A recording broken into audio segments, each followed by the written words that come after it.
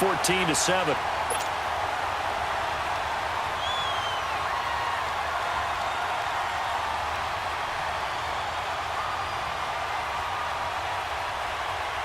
Elliott now to kick this one away.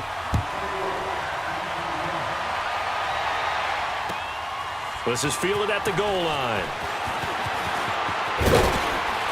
And he'll take this across the 25. Couple extra yards up to the 27-yard line. Charles, before this next drive, I'm curious to get your thoughts. If you look at the Super Bowl from the perspective of the Rams offense versus the Pats defense, because Jared Goff only one touchdown pass in the Rams' 2 playoff wins, and then, what do you make of the whole Todd Gurley situation? Yeah, just 5 touches, 2 drop passes in the NFC Championship game. As he said after the ball game, I was sorry. He didn't play well. He didn't mean he was sorry to the fans. He played in a very sorry state. I don't expect that to continue. He's too good, too talented.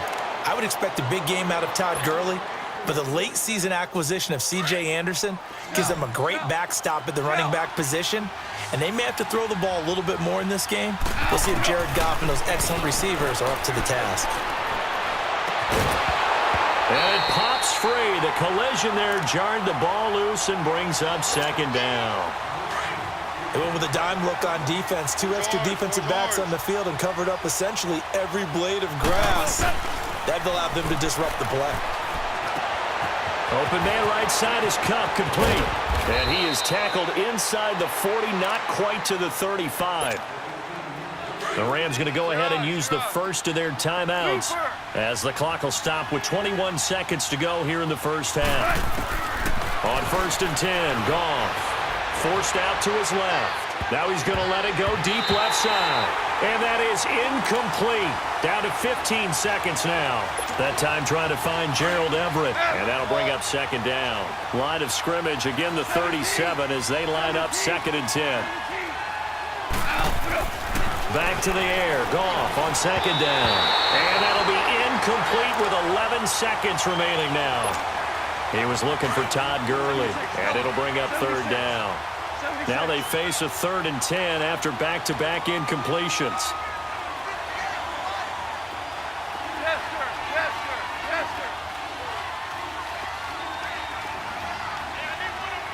Yes, sir. To the air again. Goff. Dancing to his left. He may try and run for this. And he works it past the 30, almost to the 25. And we're going to get a timeout with 2 seconds remaining in the second quarter. So with 2 ticks left here in the half, on is the field goal unit. From the left hash mark, this a 43-yard attempt. And Zerline's kick is good. Time for a break. We've hit. And okay, so much for our halftime break. Apparently we're going to get right back to it. All right, Coach, thank you, and we welcome everyone back for quarter number 3. This will be taken in at the 1. And he'll make it across the 20 as his guys will set up shop at the 23-yard line. Goff will lead the Rams up here 1st and 10 at their own 23.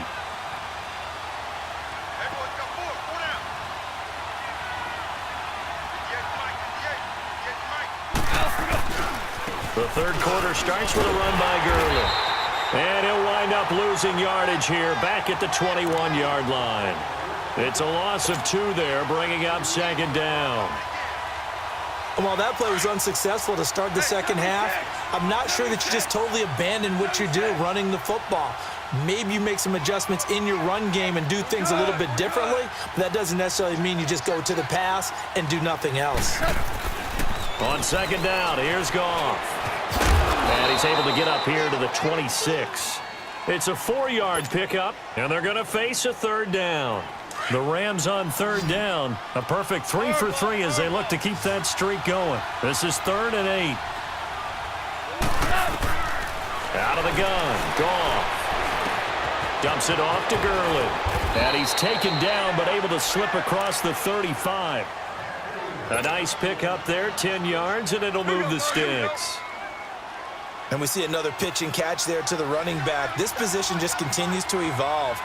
They become just as critical to the passing attack as a lot of receivers, tight ends, because their ability to make people miss in the open field can really generate big plays for an offense. Third quarter and you've got the lead. You're not ready to go into that 4-minute offense to close the game out, but a running game can really benefit your team right now. You're on. 5. Orange. Now gone. Out left, he's got it to Everett. And he gets us to the other side of midfield across the 45 before going out. 17 yards on the pickup there. The drive will continue. It's a first down. So from Philadelphia territory now, here's a 1st and 10 at the 43. Tiger. Go, 12, go.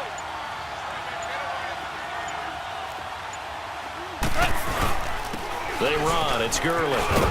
And he'll take it inside the 40 to the 39-yard line. Give him 3 on first down. It'll set up a 2nd and 7. They tried a quick hitter inside, but that one was swallowed up because what they're hoping, those big defensive linemen will take the bait and move laterally and open up a crease that they can run through. Didn't happen on that play. And nothing doing. He's immediately taken down at the line of scrimmage. And the tackle there by Chris Long. And Brandon, every running back wants to use their speed in order to get out in front of things. Sometimes you just have to be patient, let blocks develop. On that play, that didn't happen.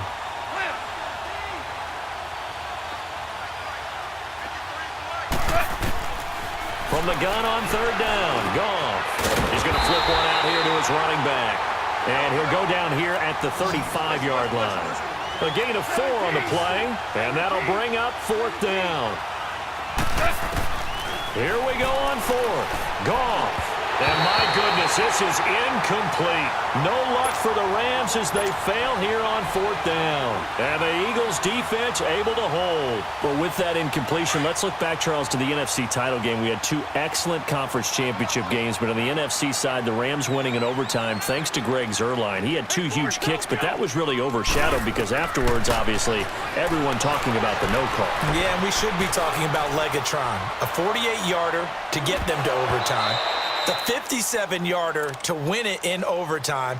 He should be the guy who should be exalted right now, but you're exactly right. Nickell Robey-Coleman's hit on Tommy Lee Lewis in regulation, when I saw it live, thought it was a bang-bang play. Turned out, it was definitely a missed call. Plus, they missed helmet-to-helmet contact on it as well. So if you're a Saints fan, you are very unexcited about the Rams advancing to the Super Bowl, but I still don't want pass interference to become a reviewable call. The game flow is paramount to me. Let's not slow it down any more than it already is. Yeah, it could be a slippery slope, then you start doing it with everything, right? Next thing you know, we'll be reviewing holding. And by the way, you can probably call holding just about every play in the NFL. A dump off to Smallwood. And he gets us down inside the 35 before going out of bounds. It's an 8-yard pickup, and that'll make it a 2nd down.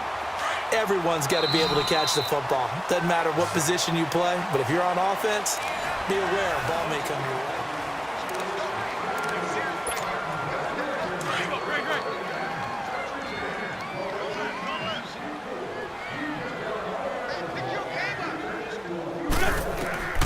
Wentz to throw again. Escaping the pressure right. Looking for Tate, and it's intercepted. Picked off by Aqib Talib. I think that interception happened for 2 reasons. Quarterback gets outside the pocket and panics a little bit, and receiver doesn't make sure he's absolutely in an open spot. So there's a guy lurking, took the ball from him. Yeah, so don't wave your arms, right, as a receiver if you're not wide open. Got to know that you're open, otherwise just don't do it. And forget about finding a lane. He barely had time to look up before he was planted in the backfield. Got to figure now, after getting that turnover, they're just going to be happy to keep the ball on the ground, right? This is where covering the football, taking care of the ball, all the ball security terms that have ever been used, they come into play for the guys on offense right now. Just take care of it, and they've got a good chance of ending up winning this game. Wide open receiver complete.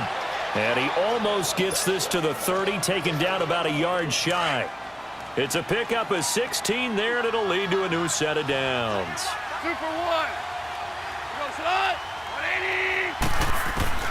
On first down, it's gone. He'll get this one to Cup, complete. And he slips up past the 45 before being tackled. 17 more yards on that one as they keep the drive rolling. These guys are running offense like you drive. The pedal is down, stomped down. How about that? Back-to-back completions. They are rolling. So much for being conservative and running that football. And the open receiver, it's Robert Woods. And he'll work it across midfield inside the 45. 11 more yards that go around, a first down as well. Goff now perfect since the second half started. 7 of 7. It's 1st and 10. Lock 20.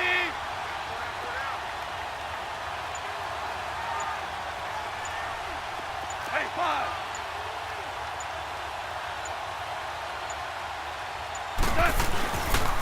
Now Gurley. Got some real estate inside the 30. And all the way down to the 5. 38 yards on the scamper there. He's still rumbling, isn't he? Still looking fresh in this one despite the heavy workload. But you and I both know, well-conditioned, and he did tell us that he thrives on being at his peak late in ball games.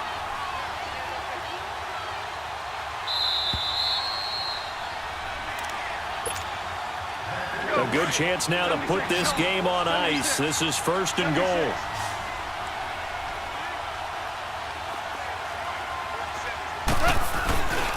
They'll try and run for it on 1st and goal. No dice this go-around. He's hit behind the line and taken down. And now right out of the 2-minute break, we'll get a timeout used defensively with 1:56 to go. They'll give it to him up the middle. And he is met in his tracks behind the line of scrimmage. They'll wind up losing 3. And now it's 3rd down. Big play coming up. Here's 3rd and 10. I would expect to see some pressure here. 180. And the Eagles are going to go ahead and take another timeout as they'll talk it over here before what will be an important 3rd down.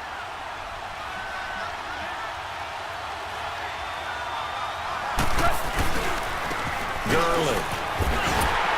And running room hard to come by here. He gets it down to the 8.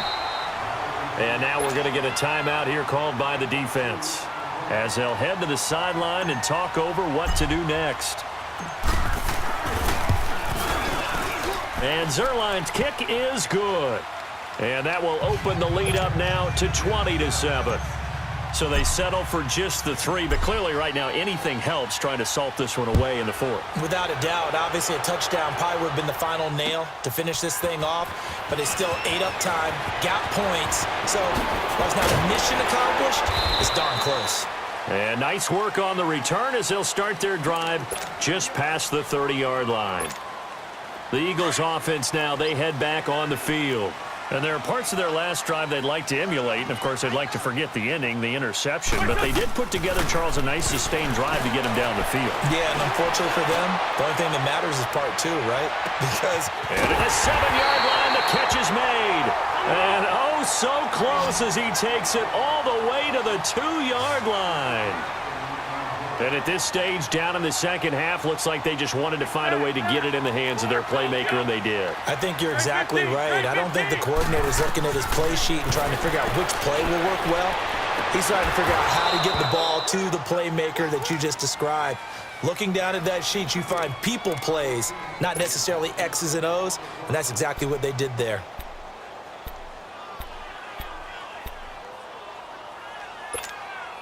Second and goal, and they will try again from the 2-yard line.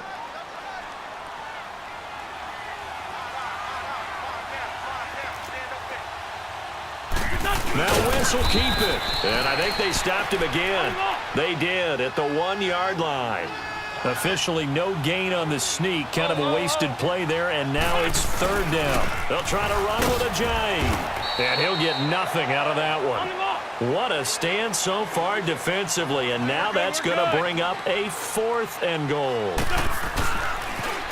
Now Wentz. Rush coming, and he's taken down. He tried to keep it himself, but can't stretch his way in. And it's becoming increasingly clear now that the Rams are going to win this football.